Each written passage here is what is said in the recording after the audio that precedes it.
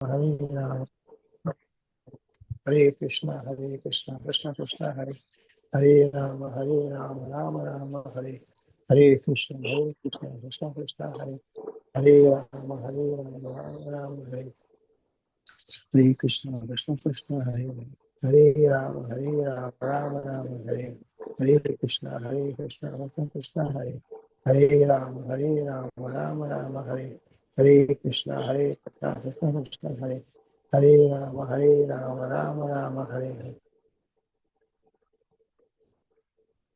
Hare Krishna. Thank you, Shirish Prabhu, for that recitation, for the chanting. It was very nice. Hare Krishna. Thank you so much. So let's begin with the day 0. Actually, what I wanted to do, I'm not able to go live. It's going really slow on this laptop. So I'm just going to record it and then I'll post it on the YouTube later.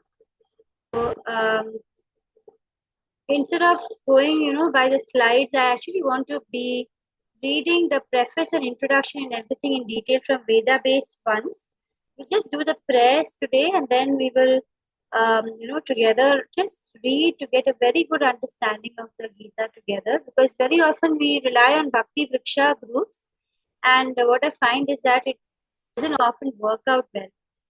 Many people are not able to join the Bhakti Vriksha, and so let's use a class also as an opportunity to read, and so I hope that will be acceptable for everyone. Yes, Deepak Prabhu. Hare Krishna Mataji. Yes, Hare Krishna Prabhu. Mataji, there is some sound disturbance in the voice actually today. Is my voice not clear? Along with your voice, some additional other disturbing noise is humming, like noise is coming. For me, it is like feedback. For me, it is a quite or clear, an echo. clear voice. Is there a network problem? Like there is some disturbance? I'm not observing any disturbance. Hare Krishna. Hare Krishna Mataji. I think there is some fan sound or something maybe from the background. So must be that the sound. Otherwise, it's fine. We can hear you properly. No issues. It's not very hot. I can turn off the fan. It's not the fan sound, Mataji. Your microphone is giving, whenever you talk, it's giving one kind of echo. And that's causing the humming sound that Prabhuji. Okay. I can't hear you also now. Has my internet? Now it's clear. Now it is clear. Now it is like regular. Now it's clear. Okay. Yes. Okay. Thank you so much. Let me know if there is some issue with the voice and you can't hear. So I'm very glad that some of you have joined the level 2, and I hope more people will join in the following weeks. Thank you so much for joining. So today we are going to do a brief orientation session related to understanding the level 2, related to what level 2 is about. Before we begin, let's do the pranam mantra.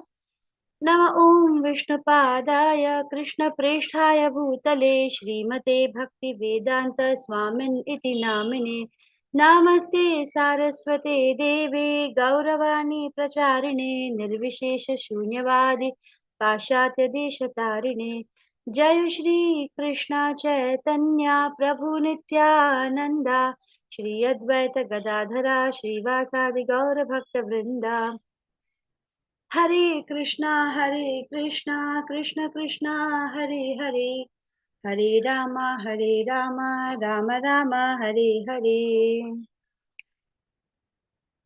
So, why levels in understanding Gita Course 2? This is a letter which Srila Prabhupada had written to Bahurupa. He says, in my books, the philosophy of Krishna consciousness is explained fully. So if there is anything which you do not understand, then you simply have to read again and again. By reading daily, the knowledge will be revealed to you, and by this process, your spiritual life will develop. So Prabhupada gives us a guarantee that when you keep on reading his books, we will, become more and more Krishna conscious, and it will help us to get a deeper understanding. So I would like to congratulate all. I think 15 of you have joined here, excluding over 14 of you maybe, right? excluding myself and the co-host. So we have 14 of you who have joined today. I would like to congratulate you for taking the decision to, for completing level 1 and welcome. And I would like to welcome you all to level 2. So what are the prerequisites for level 2? Ideally, you should be chanting one round of the Hare Krishna Mahamantra every day. So don't worry if you're not. You can even now begin. Try to somehow make 5 minutes of time in your entire day to chant one round. And if you have not completed the level 1 quizzes also, don't worry. You can have about a week's time, just in due course of time, try to complete the quiz for level 1 and get the certificate. What do we learn in level 2? We learn one chapter per week. That is, in 2 days, we do one chapter. But with your permission, with all of your permission, I would like to go a little slower, like how I did for level 1 also. I really don't want to be rushing. I want to be going into real detail, like I want to be reading with you, starting with a preface and introduction and everything, and also discussing and coming up with any points of reflection. I would also actually like to look through Srila Prabhupada's lectures related to these verses. So it will take more time than the other groups will take time, the other timings groups will take. And how are we going to study? Of course, other than what we do our best to study here in this 1 hour, which will be 2 hours a week, we expect everyone to spend a lot of time self-study also. That means every day you spend your time to study the Gita. So you can always go to vedabase.io and you can get all the books written by Srila Prabhupada in that website. And but it is best if you have the hard copy of the Bhagavad Gita as it is. The level 2 is all about only Bhagavad Gita as it is, more detailed study. And the classes, how will you learn in the classes? You'll be listening or teaching.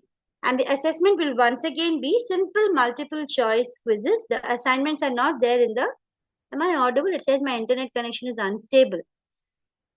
So the assignments which I used to have when I did my level 2 3-4 years ago, that time level 2 had to, we had to give subjective answers, but I think that is no longer there. It's again just multiple choice. Now it's very important to do a sankalpa before we begin anything. Sankalpa is a kind of a promise. So whatever happens, I will try to attend these classes. Whatever happens, I will chant around every day. I will be regular in attending classes. I will actively participate in all the discussions and I will follow strict messaging ethics on the class chat box. No unnecessary posting and disturbing the group when the class is on. And even on the WhatsApp, you have to be very ethical without, using others' accounts and all that. This course is absolutely free. It's remarkable. Most other ISKCONs, they charge for even level 1 onwards. All the levels are charged. We are very grateful to ISKCON Mangaluru Namnisha Das Prabhu who has made it free. And so there is no hassle of payment, but then do contribute, donations, whatever way you can to the particular website. It's also regularly shared in WhatsApp groups. And the donations are only to make it more, to spread this message more. Namnisha Das Prabhu is doing all he can. These are the beautiful deities of the temple. And this is the address and phone number. This will be shared with you. So this is actually just orientation is just that much. And I don't want to start with chapter 1. So what I will do is we will just go through Veda base, preface and introduction. We'll read it and we will discuss it together. I would like all of you to be discussing, very actively as much as possible. You can raise your hand or you can even just unmute and you can start speaking. So let me just share Veda base, but I want to also go through the content in the book, which is not there in the, what do you call it?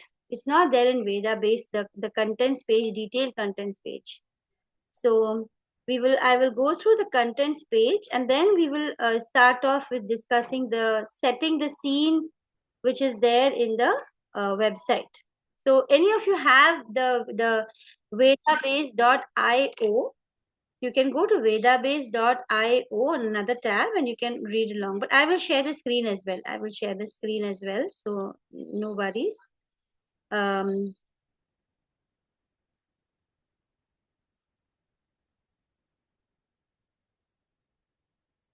So before I move on to setting the scene, are you able to see the vedabase.com screen? Yes, Mataji. Okay, thank you, Shirish Prabhu. So we'll just quickly go through the 18 chapters contents page before we start looking at setting the scene. In chapter 1, which is Arjuna Vishada Yoga. So as we understand in Bhagavad Gita, it's all about yoga. Right? So yoga in the normal world, as we saw in the beginning of chapter 6, is not all those poses and breathing exercises. Like we understood from Bhagavad Gita, yoga is basically karma yoga, dhyana yoga, ashtanga yoga. Then we have the bhakti yoga, also called the buddhi yoga.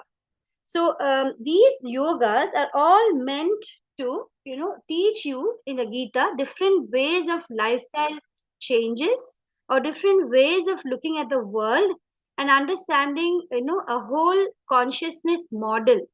So this consciousness model is very scientific because that's why the Krishna consciousness is called a science. Because as you keep reading it and understanding it and you start trying to apply it in your life, you will be able to see the result, which is you'll be able to see some very positive changes. Like you will not be any disturbed. You will be able to visibly see that. You will be able to feel more compassionate to everybody. You will not be, feeling too much of dualities once you start implementing this Gita knowledge in your life. So it's a science, and as you apply the teachings, you will find a massive difference. It actually raises your consciousness from wherever it is to a higher level, and you start enjoying higher pleasures, transcendental pleasures, which are closer to spiritual sense enjoyment, and you will stop having attachments to material sense enjoyments and material, victories.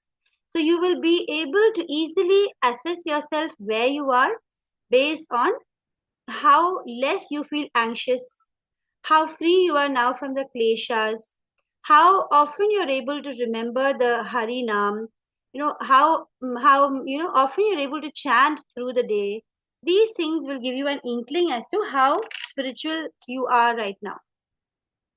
So in chapter 1, it begins with a yoga which is Arjuna Vishada. How can Vishada be a yoga? So we have seen in the chapter 7, Krishna talks about the 4 kind of people who will come to Krishna. And the first one is the one who is in distress, the Arthi. Artharthi is one who needs money. Arthi is one who is in distress. So Arjuna, when he is in distress, why is he in distress? Because he is thoroughly confused what to do.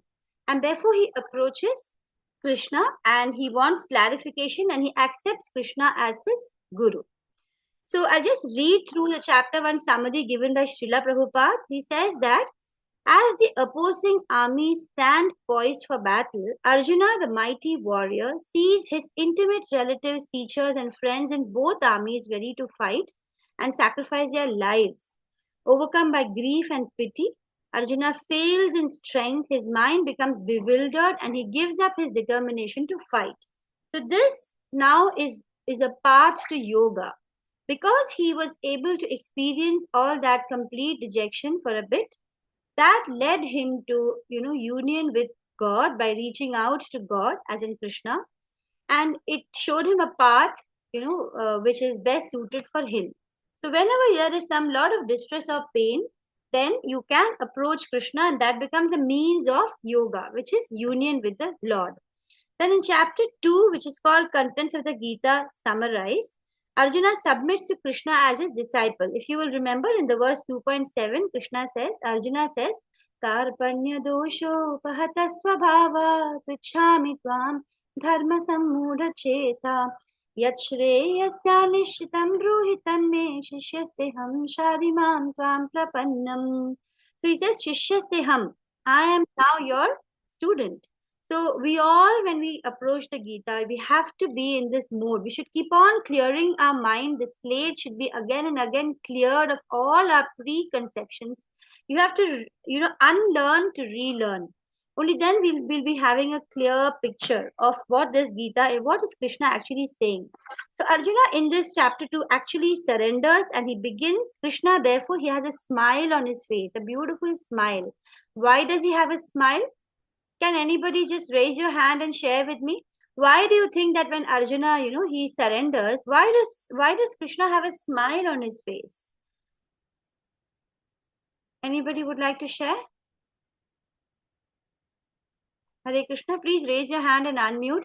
I would like you to be more free in the level 2 class. Just unmute and start speaking. No worries. Someone is writing something on chat.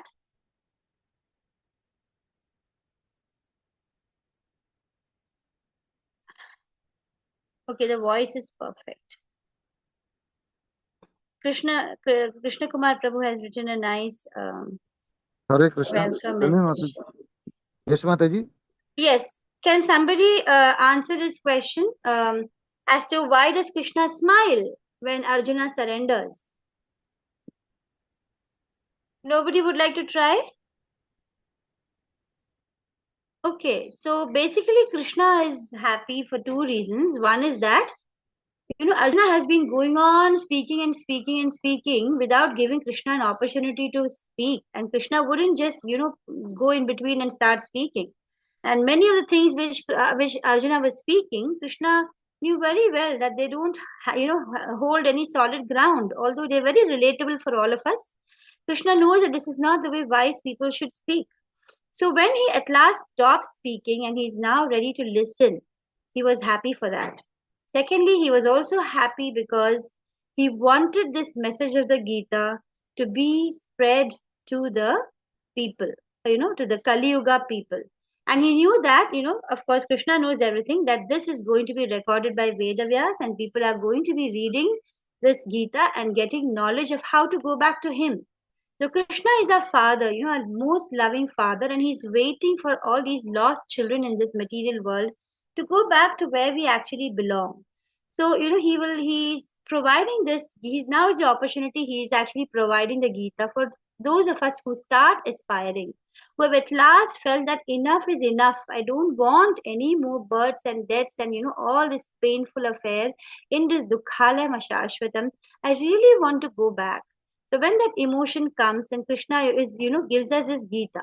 And that is how we start our journey towards our true destination, which is freedom from birth and death.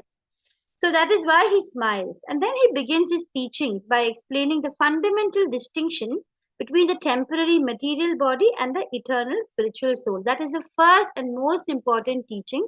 And we have to, constantly, whenever we think of Gita, through the day, we must remember that Krishna wants us to always remember that we are not the body.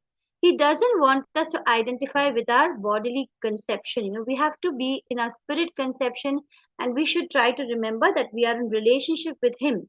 A relationship of servitorship with him. Why servitorship? Because we are small parts and parcels. So we are, we are serving the bigger whole. If we understand that, we will be in harmony with what is divinely planned by Krishna. So what happens a lot, he explains, the process of transmigration also. He says in chapter 2, Dehinosmin yatha dehe kaumaram yauvanam jara tatha dehantara praptir dhiras tatra na muhyati. So what does Krishna say here? He says that, just as Dehinosmin yatha dehe kaumaram yauvanam jara, just as a soul moves from childhood and then it becomes young and then it becomes, for example, if I look at my baby photos, I know it's me, but then I'm like hardly any close to that, right? Similarly, your soul will take up another body. It hardly looks like you at all. It's going to be something totally, it may be an animal or whatever. But then it's you after all. So similarly, that is how the soul will simply be taking different bodies. We also have vasansi jirnani yatha vihaya nyanyani grahani narani something. So the human beings, just as we open, our dresses have become dirty and can't be used, or the whole day you've been working and now you want to change, you just open and wear a fresh dress. Similarly, when the body becomes weak, tired, no longer it can, carry, it can help you to accomplish your goals, which is spiritual enlightenment, by the way, not big other material goals. So when it's no longer able to pursue that, and all your systems are gradually deteriorating, then the soul will just take up another body which is suitable based on your karma, based on your desires, based on the modes, that is gunas, karma, guna, and your different desires. That is what will take you to the next body. So in this whole process of transmigration of the soul is also described in the chapter 2. In chapter 3 we have karma yoga. Everyone must engage in some sort of activity, is what Krishna explains in chapter 3. He says that in this material world, there is no one at all who is doing nothing. Even if he's bedridden and he's sick, still he's doing some action. He's thinking, his thought process is sending vibrations around. He is causing other people to take care of him and helping in their finishing off with their karma or whatever. There's no one who is doing no activity. But what do the activities do? They bind us to this world. Or if you're doing non-action, which means you are doing your activity with no attachment to the result, then your action will actually liberate you rather than bind you. It's very simple. Whatever you do, every millisecond, whatever you do, whether you're a student and you're studying, or whether you're working somewhere, or you're doing your business, or you're doing farming, just offer in your mind, constantly be Krishna conscious and be offering it to Krishna. And then whatever work you do will actually be your means of liberation from this material world. And you're acting, your mind is only thinking, Krishna, I want to do this, for your pleasure. Even if it may be probably painful for me. After the whole day working in school and, taking care of someone, at home, and there's so many responsibilities. And then if I'm taking this class, Krishna, and you're happy with it, I want to do it. So you do whatever you feel will be, will make Krishna happy with no selfish motive. Suppose you feel like eating something, just say, Krishna, I offer this to you. Please accept it. I offer it with love to you. Accept it. And only then I want to take it, because I want to take only what pleases you. I don't want to be the one to grab and start eating and only bother about my sense enjoyment. So you have to start that kind of self-restraint. Gita actually teaches us self-restraint and regulation of our lives, which makes our life, not only our lives, but the people around us and the whole world gets benefited. That is why it's so important to spread this Krishna consciousness and what the Gita's teachings to everyone. Because when everyone starts thinking like that, the whole world will be a different place. There will be no orphanages. There will be, in fact, hospitals will be very, very much reduced. There will be no place where there are prostitution. There will be no place where there are drug addiction. There will be no slaughterhouses. Animals will not be killed and eaten so rampantly. So these things will stop if really people start understanding the Gita's message, and the whole world will be so different. So we need to spread this message, and for that, to be empowered to do that, we need to chant. So we have to, and when you get liberated from this law of karma, what do? Krishna says you will get transcendental knowledge.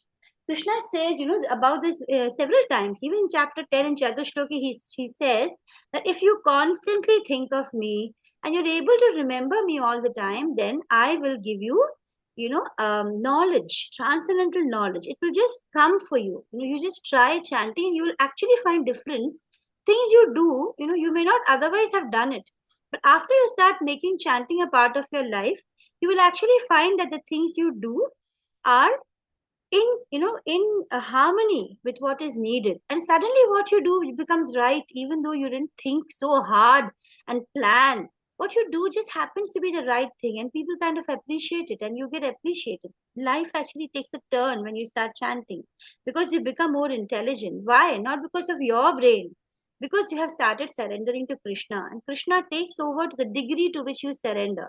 Krishna says in one of the verses, I can't remember the exact words, but he clearly says that to the degree to which you surrender, I will take over.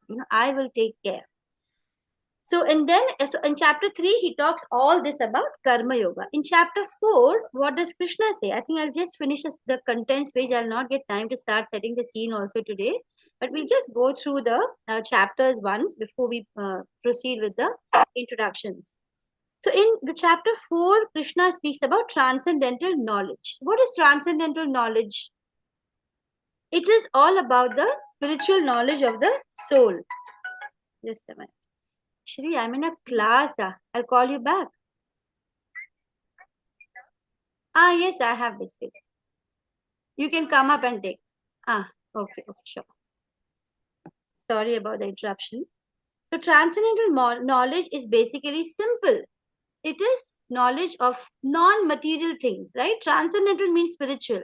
So having knowledge about spirit, about God, about our relationship with God, just knowing that, it's actually so simple, but constantly remembering that is tough because, as soon as the class is over, there you go. You're busy with all your material things which take over your whole brain activity completely. So we have to hold on to this transcendental knowledge through the day, not just during a class or when you're reading or chanting. Through the day, you must be able to carry this knowledge with you. Why? Because this transcendental knowledge is purifying. Why is it purifying? Because the more you think about it, you will automatically become selfless. You will realize that I shouldn't have desires, which are going to take me more and more into the cycle of birth and death. I should desire only to please Krishna because that is my way to get back to my original home where I can be free from this body, this material gross body. I would rather be in my spiritual body back to where, to my original, constitution of serving Krishna. And I know that is going to be joyous. After the Gita, I know that. So when you constantly think of Krishna and you constantly hold on to the transcendental knowledge through your day and night, you will find that it is both purifying as well as liberating. You don't need to wait to die. You really don't need to say that, oh, I'm thinking of the Krishna and of the soul and not the body and the soul, because when I die, I will go back to the my original destination. That's really not it. You can actually be liberated in this very body. You can start experiencing freedom from all anxiety. Why? Because you've surrendered. You have understood this beautiful transcendental knowledge. So even when you're in the body, even with all circumstances are just the same, still you are already in Vaikuntha.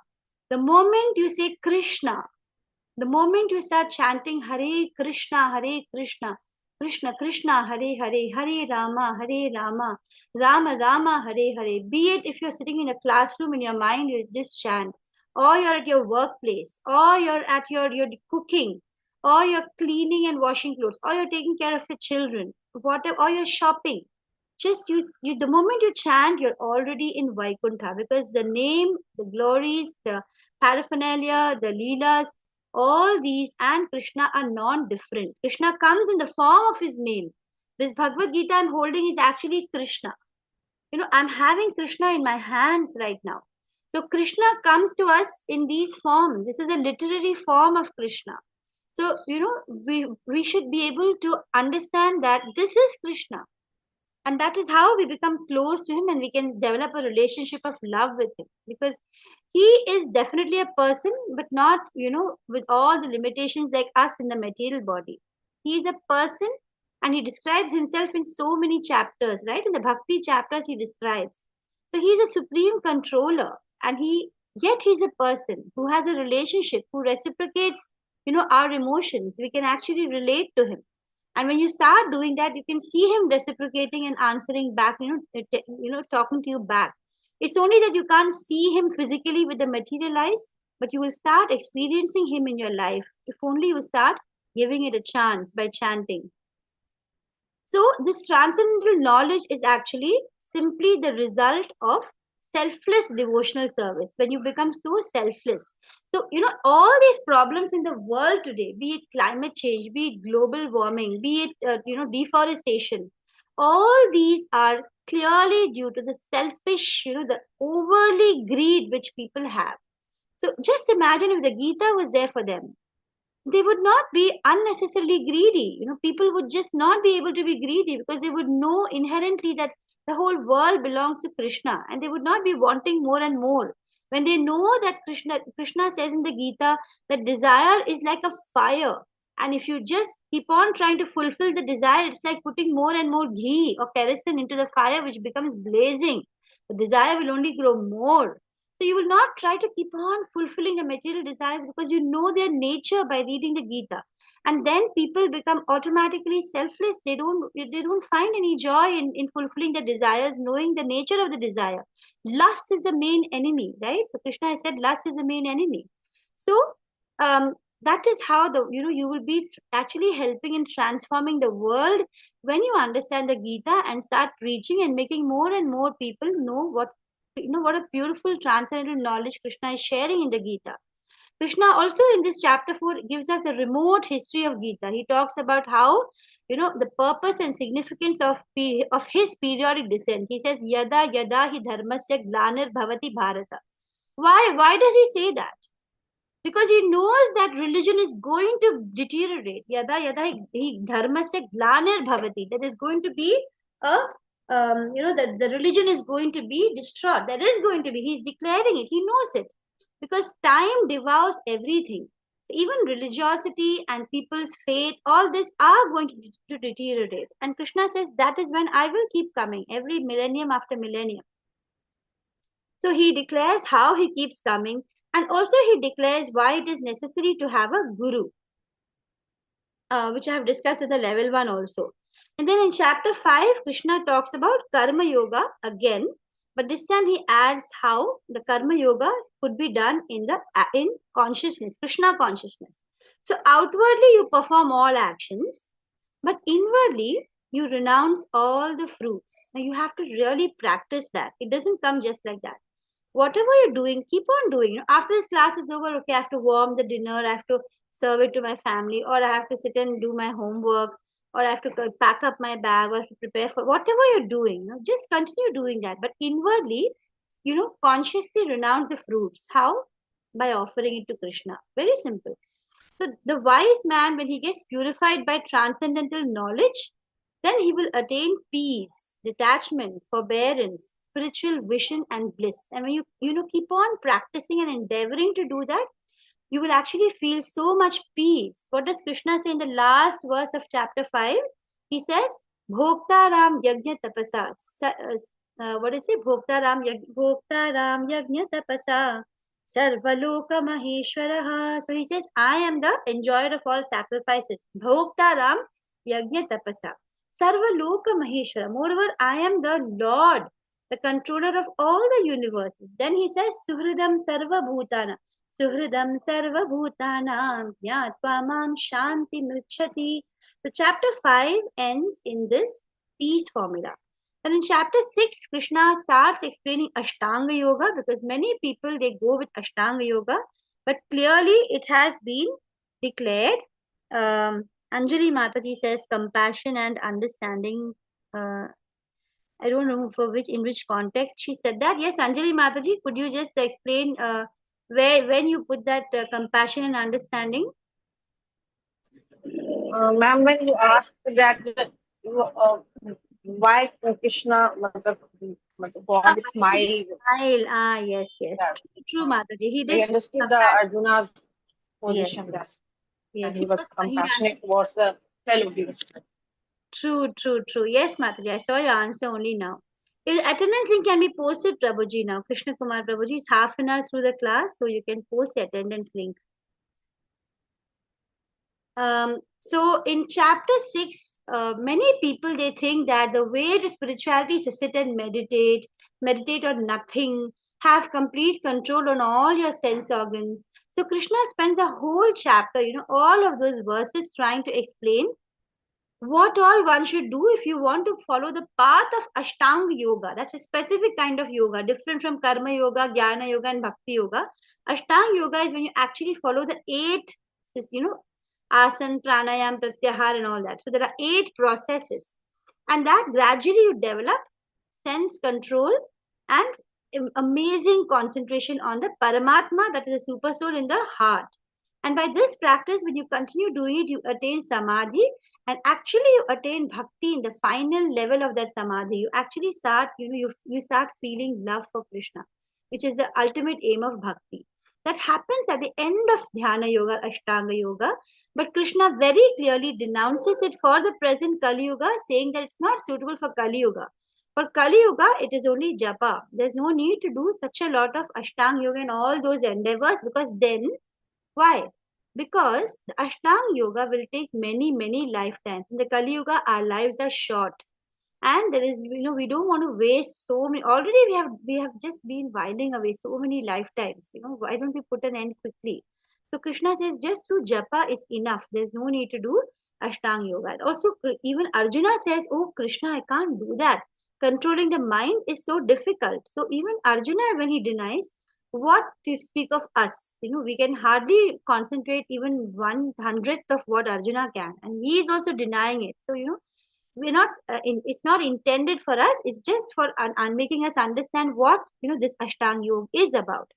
Then in chapter 7, Krishna, from chapter 7 the bhakti chapters begin. So it was very beautiful when Krishna talks about the supreme truth, how he is a supreme cause, how he is a sustaining force. The verse related to the necklace beads comes in this chapter, and how advanced souls will surrender unto him in devotion, and how impious souls will never approach him. So in chapter 7 we have that whole set of 4 people who will approach him, 4 people.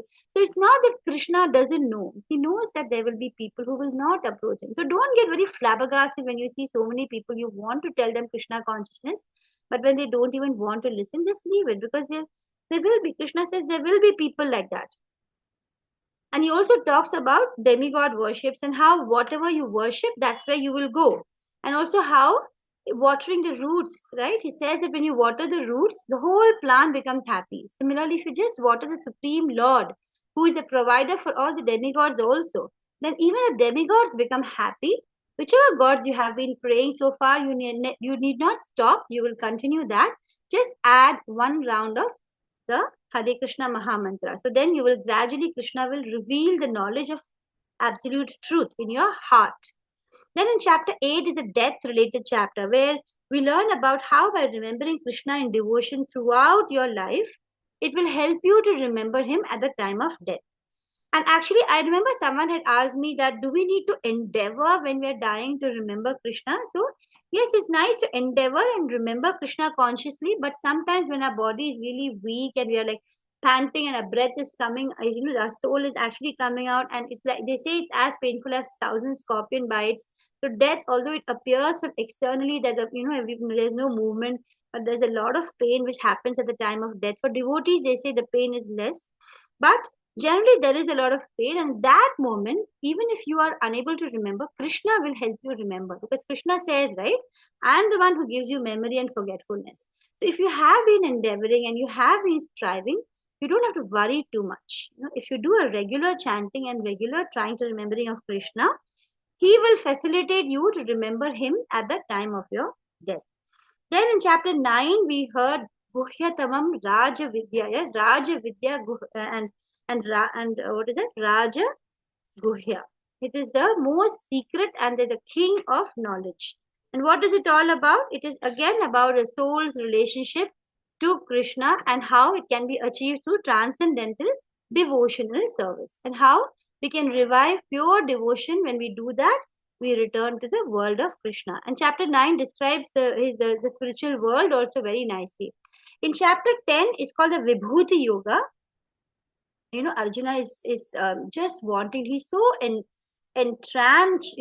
He's in a trance, and he's enchanted by Krishna explaining so many beautiful things. In the Gita, during the Gita discourse, that he says, "Tell me more, tell me more." And then we have how all the wondrous phenomena which shows power, beauty, grandeur, or sublimity in this material world and in the spiritual world, they're all, Krishna says, but a spark. They're all partial manifestations. Imagine what Krishna's entire manifestation would be.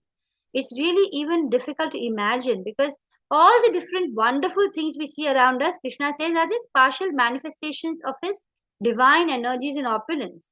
As the supreme cause of all causes. So Krishna says that he is the supreme cause of all causes and support and essence of everything. Krishna is a supreme object of worship for all beings, and that is brought about very clearly in the Vibhuti Yoga, or opulence of the Absolute, chapter 10. In chapter 11, like I said in the level 1, I'm just revising the whole thing today. What does Krishna say? What does Arjuna say? He says, okay, you've spoken so much, you've described so much. And why does he say? It's not that Arjuna doesn't believe what Krishna said. It's for our sake. He knows that in future many people will be proclaiming, okay, I am Krishna. Already we have, so many people here and they're saying, I am Kalki or he is Kalki, and Kalki is already born. Whereas it's clearly given in scriptures, Kalki comes after 4,32,000 years, minus 5,000 years which are over. That's it. So many years are left for Kalki to come, and people are like, we are Kalki is already here. Prophet is Kalki or whatnot.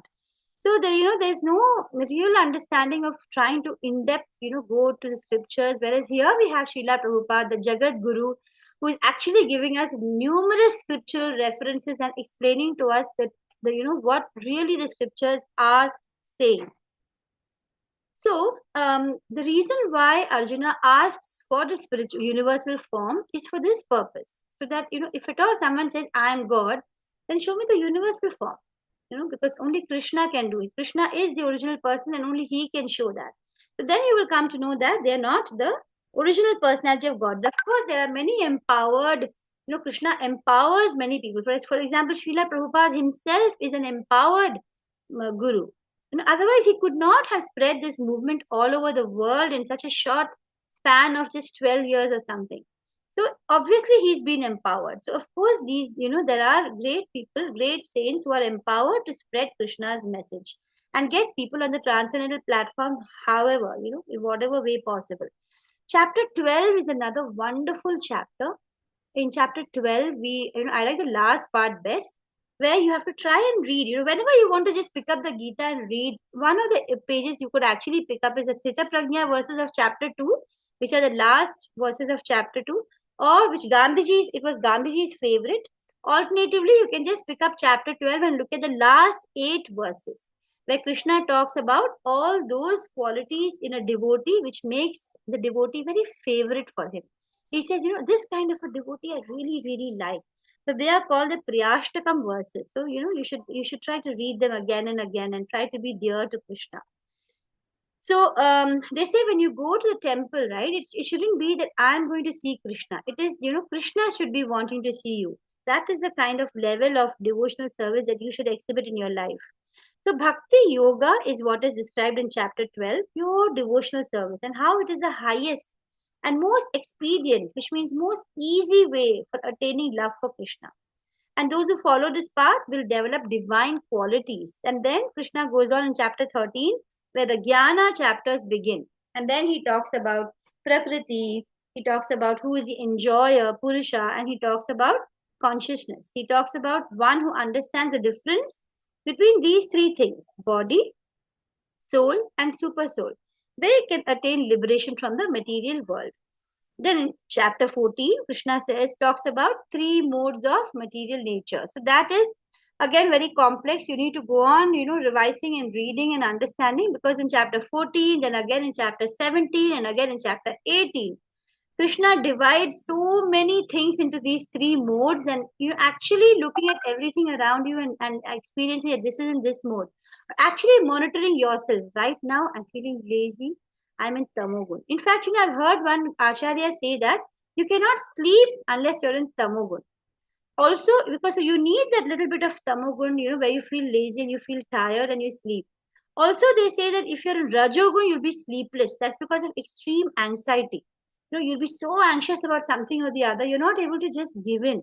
And that's also another place, where you will not be able to sleep. But either in sattvagun, you will get very peaceful sleep, because you've been able to surrender. You know that you've done your best and you've closed the day. You don't overwork yourself. So you will be able to sleep. So everything is described, the whole lifestyle, how you can move from tamogun to rajogun, rajogun to sattvagun.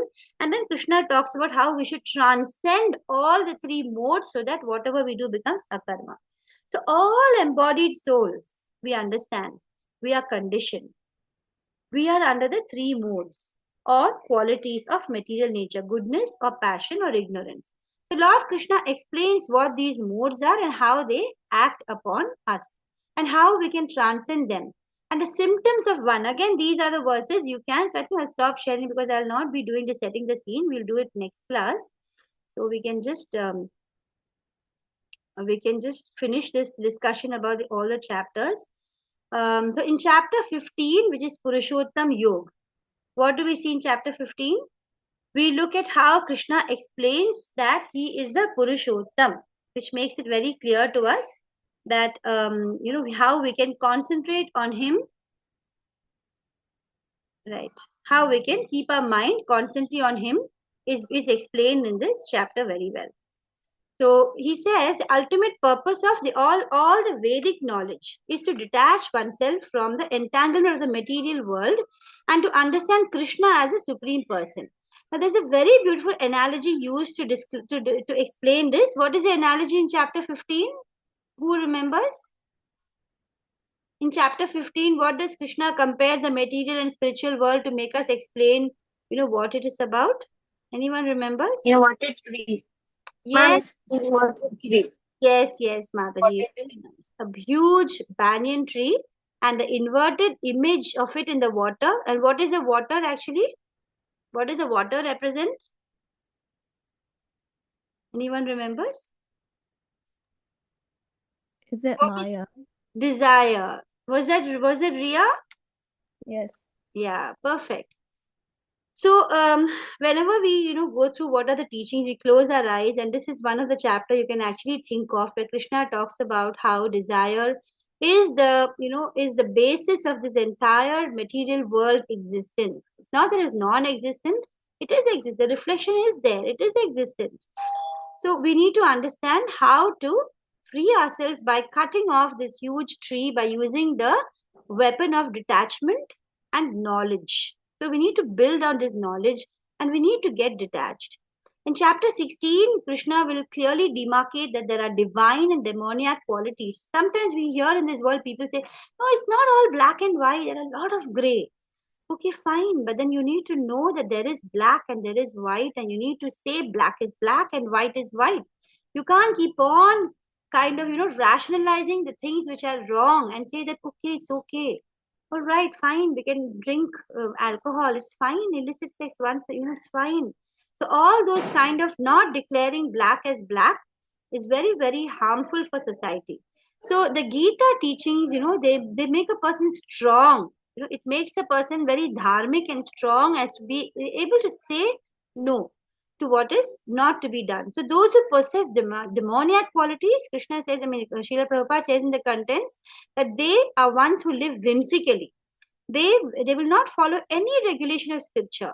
And then Krishna declares that such people who are demoniac will definitely attain lower births and further material bondage. But those who possess divine qualities and live regulated lives, abiding by scriptural authority, they will definitely. So Krishna goes on giving guarantees. So why not we hold on and somehow be in this devotee association with these, attending all these classes, keeping those books and reading them, listening to lectures, whole day, somehow try to be in connection with what takes you to Krishna and try to leave whatever is keeping you away from Krishna. All those stupid reels which are so binding and time taking, and whatever we have been doing which is taking our mind away from Krishna, we have to stop them gradually. In chapter 17 is very, very precious because it talks about Shraddha Traya Vibhaga Yoga. And we understood clearly day before yesterday how, even the different faiths that people have are based on the modes. Whatever mode. In the previous birth, they have been totally tamasic. Then maybe they're not so bad that they have to take the body of a dog or a pig or a worm inside the stool. It may not be done that many sinful activities, but still they're very tamasic by nature. Then they will come into a family where the religion or the faith followed allows them to continue their tamasic activities. But then you cannot escape from the escape from the material world till you move from tamasic to rajasic, rajasic to sattvic, and from sattvic to shuddha sattva. So they have a whole long way to go, but they need to understand that they need to understand that they are on the journey, and we need to understand that everybody is on the journey, and Krishna loves everyone. So they are in their different faiths because of their different gunas, but the rules or laws which are given in scriptures are true for all. It doesn't mean that if they're in different faith, they have different laws. That means the basic laws given by scriptures doesn't apply to them. Just because, for them, they can have alcohol. In our religion, it's allowed. We can eat cows. In our religion, it is allowed. But then the scriptures talk about very clearly in Bhagavatam that if you're eating, if you actually kill and eat a cow, you will have to take as many birds as the hair on the body of the cow. So if someone knows this and still wants to eat, it's fine. Krishna says it's okay. You don't mind taking so many birds. It's up to you. And he says anyway, those who don't believe in scriptures, they will be pushed into more and more demoniac bodies, and they will go on taking more and more lives, births and deaths. So, but when we come to this knowledge, it's important for us to understand that and not worry and think, oh, why are they so liberal and why should I follow all these rules? Well, the rule applies to all. It's just that Krishna says that the Shraddha is also of the three modes, and therefore, everyone has to ultimately, through several births or many births, they have to pass through the different levels of Tamasic to Rajasic to Sattvic, and Sattvic to Shuddha Sattva. And they will get purified only when they ultimately understand the scriptures. But then it doesn't mean they're wrong. They are in a different place. And Krishna is, having even in their hearts, trying to guide them also. So Krishna talks about three types of faith, which are corresponding to and evolving from the three modes of nature. Acts performed by those whose faith is in passion and ignorance yield impermanent material results. So that's another important point to remember. Whatever they do, do good, be very nice, let's open many schools, let's open so many orphanages and all that, and do so great, do all that, and what will you get from that? You will simply go to higher planets and enjoy all the pious points you have collected, and then when you're done, your currency is over. It's like you go for a holiday to Paris. You have, say, suppose whatever 3 lakh rupees or 5 lakh, and when you've gone, you spent everything, you've seen all those places, and then your money is now getting over, and you've had your office is going to employ someone else. If you go on a longer holiday, you have to come back. Similarly, these people who do so many pious activities in different religions, do charity, do this, no Krishna in their heart at all, no God, just keep doing good. They will go to higher planets, enjoy, and come back. So it's temporary. So when actions are performed in modes of passion or ignorance, the result is always impermanent. Whereas acts, when performed in the Sattva Gun, in accordance with scriptures, they will purify your heart and lead you to pure, selfless faith in Krishna. And that is really very pure. You can start sensing it when you start practicing Krishna consciousness. And the last chapter talks about perfection of renunciation. In that, Krishna explains again, finally, for the final time, what is really renunciation and the effects of modes of nature on our consciousness, on our, people in knowledge. How is knowledge of three types? How is understanding of three types? How is happiness of three types? We saw this yesterday. And Krishna explains Brahman realization. Also, he talks about the glories of Bhagavad Gita, and finally he says that the highest path of religion is absolute unconditional loving surrender. Manmana bhava mad bhakto madhyaji mam namaskuru. And this is really difficult to follow. I used to sometimes wonder, Krishna, are you crazy? Like, how can someone think of you 24/7? Like, we have nothing else to do. But then as you keep listening to the Gita, as you keep speaking about it, as you keep reading more and more of Prabhupada's books, as you keep, associating with devotees, you will actually feel that it's possible and it is what we should be striving for. Sarva dharman parityajya mamekam sharanam raja. And you can, find that strength when you start doing that. And frees you. Krishna says, sarva papebhyo, what is that? Manmana bhavamadbhakto madhya jimam namaskuru.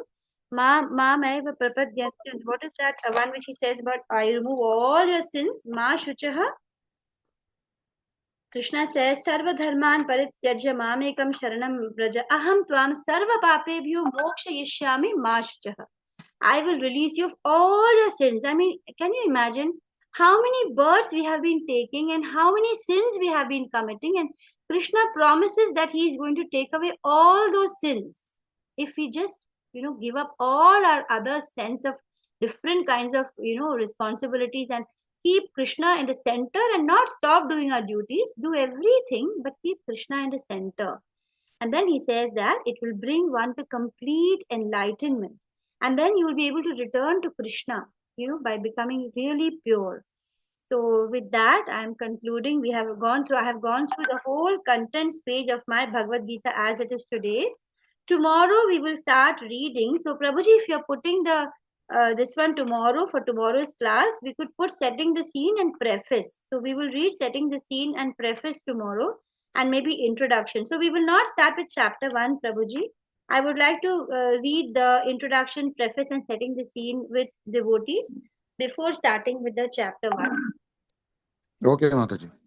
Okay, thank you. Anybody would like to share or say, some reflection you have related to today's class or some suggestion? And I'm so happy to have all of you join level 2. Please, let's read together and understand the Gita. Krishna says in chapter 18 that when you use your intelligence to try to understand Gita, you're actually, using your intelligence to worship him. So let's all worship him together. Yes, Riya. Hare Krishna. I'm so glad that you're continuing on this journey with me. Hare Krishna, thank you, Mataji. I have a question. Yes. So you were saying that we must offer all the fruits of our actions to Krishna. Can you tell us like more in detail how exactly we can do that? Because for me, it doesn't make so much sense. Like I'll tell you. food, it makes sense, but then for like, let's say I'm doing homework, it's like, oh, I'll offer the score to Krishna. For me, it doesn't really make sense. So You can just say that, whatever I'm doing, I'm offering it to Krishna. Suppose you're doing your homework. Why can't you think that I'm doing this to the best of my ability? Oh, Krishna, can you take it? I'm offering it. You offer it. Just in your mind, you're remembering him. Like when you're doing your homework also, you're not saying, I want to get an A grade. I don't mind whatever grade I get, Krishna, it's yours because I'm offering it to you. I get A grade, B grade, or C grade, whatever. It doesn't affect me at all because I am doing it for you and I am doing the best I can. And whatever the result happens, it doesn't bother me. I know you're going to be, taking care of me. I'm surrendering to you. And for those who are working, it would be like, whatever I earn, I'm offering it to you. How? Because whatever you cook for your family, thereafter, after coming to Krishna, whatever you cook, you will offer it to Krishna. Whatever things you're doing it in relation to Krishna. You just have to keep saying, yeah, maybe you find it very weird. Krishna, you eat this food and you feel Krishna is not even eating. Why am I offering? But actually, Krishna looks at the love and the emotion and the fact that you're remembering, and that is why we have so many devotional processes where you actually sit and do things like chanting, and sit and do things like offering some flower, just one flower you keep in front of the deity, and you put some water every day in front of the deity. Maybe if you can get up at 4:30 and see that ISKCON Mangaluru, the Mangalarti, or you watch a recording, and then you try to just somehow or the other associate yena kena prakarena mane Krishna niveshayet, means by hook or by crook, just keep Krishna in your mind. So that is what there's also very nice quotation, and I have written it here in my beside my bed. It says, it comes from Chaitanya Charitamrit. It says, Brahmanda Brahmite Kona Bhagyavana Jeev. No, there are some very few lucky, fortunate souls. Guru Krishna Prasade Pai, just because of the grace of Krishna and Guru, Bhakti Lata Beach. So you have just got the seed of bhakti right now by the grace of Krishna and the Guru. Our Guru is Srila Prabhupada, Namnishtha Das Prabhu. They are the reasons how we are getting this bhakti seed. And now what should you do? Just keep watering it every day. How will you water it? By remembering Krishna. When you're doing your homework also, like I told you the example, remember, of how a lady, she suppose, a housewife, she has lost her key. But then she has to do all her work. She can't sit and only search for the key. So she's doing her cooking, she's doing her other things, but in her mind, she's constantly, why the key is lost. I need to find the key, the key, the key. Right? So it just goes on. Similarly, you're doing all your duties, but you're like, I forgot, and I actually belong to spiritual world. I need to go back to Krishna. Oh Krishna, oh Krishna, that's where I belong. This world is not where I really belong. Oh Krishna, I want to come back to you. I want to do only things which you like. I don't want to do anything which doesn't please you. I'm doing this homework. Does it please you, Krishna? Does it please you? I want to do it to please you. So your mind is in constant conversation with Krishna, and you're developing a relationship with him. So am I getting it? I mean, I don't know if I'm able to come close to your answering your question. that makes sense. So it's not like in the like more literal sense of like I'm offering my score to you. No, It's more in the kind of attachment to the results sense, right? Exactly, exactly. It's basically about not being attached to the results.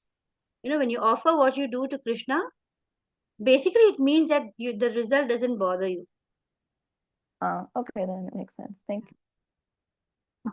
Hi, Mataji. One Yes, question on that result portion. yes, See, Tripti. as a mother, I land up praying, saying that no, my son needs to get this, please help, and all that. So, do you think that is wrong? I wouldn't say it is wrong, Mataji. As a mother, you have a concern and you're supposed to have the concern. It's not like you should be like, oh, my son, he let him do whatever he wants. No, you have to have the concern, do whatever you need to do for him. But try not to be attached as much as possible. What happens to us is, in our mind, we think that this I'm doing for my child and therefore he should be able to do this. And then when he's not able to do, you feel so distressed. So that attachment should not be there. You plan things which are best for him. You say, okay, he needs all these nutrients. Let me make his food this, with all these nutrients. Let me give him vegetables every day, or let me, help him to finish all his homework, and let me try to make him confident in his class, or do well when he's going for a elocution competition. Yeah, see, All he's that in is well and good. sports. Both of them.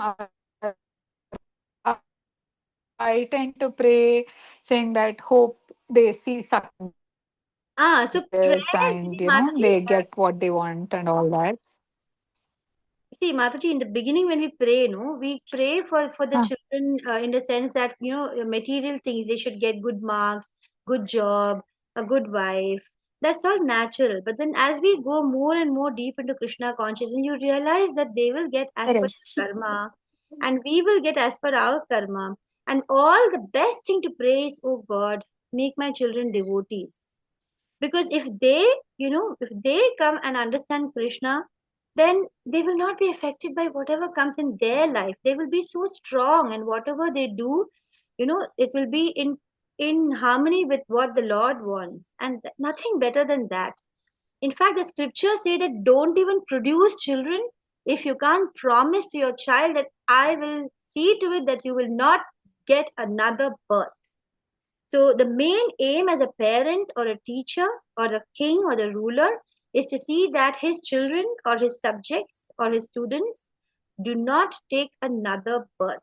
That should be the aim, at the primary aim. But while we are so engrossed in all these material achievements and running after the daily things, we do tend to pray, oh God, just let him get good marks, or whatever. We do pray material things. But as we proceed, we will be able to realize that the highest goal is to help them achieve Krishna consciousness, make them chant, make them, get this knowledge early. There is no, age when they should get it. They say that the Bhagavad Gita knowledge can begin in the womb. Actually have all that, but I don't have it. What they They keep telling me, you read Bhagavad Gita, ma. They tell me that. I put my efforts, I didn't get. What did Krishna say? You just do your job. Maybe today or tomorrow I'll get it. You just come. But for me, it is not like I keep you are worried about thinking. the results that they get it. Yeah, correct, correct. It's okay, mother. It's So all that about, is as you keep chanting and all, no, you will be able to think the way Krishna wants you to think. So don't be, kind of getting upset with yourself or thinking that maybe this is wrong. It's okay. Just go on with yeah. with the way you're going right now. As you keep chanting and as you keep reading, you will also understand, better how Krishna wants you to function. If you're meant to Okay. push them to get good scores, you will do that. That is the way it's supposed to be. So there is, also we see in one of the verses in Gita, Krishna says everything happens by the modes. You think that I am the one who is pushing my child to get good scores, but actually the No. mode, yeah, Definitely. Yeah. it's not us, Yeah, right? I agree. In few Correct. chapters it has been mentioned that we are not the All doers. that I agree. Yeah. So as we keep contemplating on these Yes. beautiful teachings, we will first of Agree. all stop being worried, Mataji. Mm. Slowly we will overcome this whole Okay. anxiety that we have for our children. I understand. I was a very bad mother for that matter. I was nowhere in Krishna. Now I'm actually 50. The That's children are big, but when they were small, like your age, when I was your age, I was a very overambitious mother. If I was Krishna conscious, I would be totally different. But I'm so grateful at least Okay. now I got. I wish I had it earlier, then I would have been a different mother. Okay. Okay. Probably Let that me was the wait. case with many. I'm just hoping. Okay. Thank you. Thank you so much. Yeah. Thank you so much. Hare Krishna. Please join tomorrow. We will just read the setting the scene preface and introduction together, and then slowly we'll not be in a hurry. Slowly we'll Sure, do it Mataji. one. Okay. Yeah. Thank you so Thank you much. so Hare much. Krishna. Thank you. Thank you so much. Hare Krishna. Hare Krishna, everyone. Hare Krishna, Mataji.